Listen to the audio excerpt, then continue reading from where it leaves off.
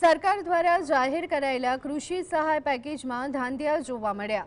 અમરેલીના સાવરકુંડલા તાલુકાનું બેકરા ગામના ખેડૂતોને કૃષિ સહાય પેકેજના ફોર્મ ભરવા માટે ભારે હાલાકીનો સામનો કરવો પડી રહ્યો છે।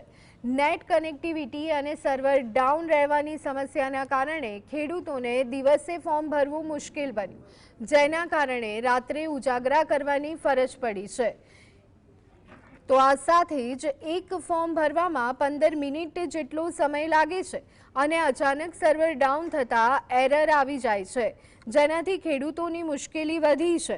ભેકરા ગામમાં કુલ 389 જેટલા ખેડૂત ખાતેદારો છે, જેમાંથી અત્યાર સુધીમાં લગભગ 100 જેટલા કૃષિ સહાય ફોર્મ ભરાઈ ગયા છે।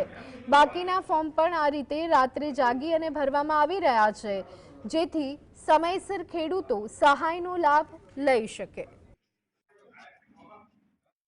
અહીંયા ફોર્મ ભરવા આવ્યા છીએ, બધી હાલે નેટ હાલતું નથી તો રાતે ફોર્મ ભરાય છે થોડાક, તો રાતે બધા ખેડૂતો અહીંયા આવ્યા છીએ અને આ સરકારે કંઈક લોલીપોપ જેવી સહાય આપી છે તો થોડીક વધારે આપે તો વધારે સારું, નકર એ કારણે અમે બધા રાત દી ઉજાગરા કરીએ છીએ।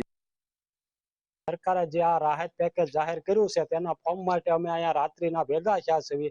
દિવસે તો અહીંયા વીસી હોય છે પણ છતાં અમારે અહીંયા નેટવર્કનો પ્રોબ્લેમ સકાળા બરોબર હાલતા નથી, એના હિસાબે આખો દીના 5 થી 7 ફોર્મ માંડ ભરાય છે, એટલે રાત્રિમાં થોડુંક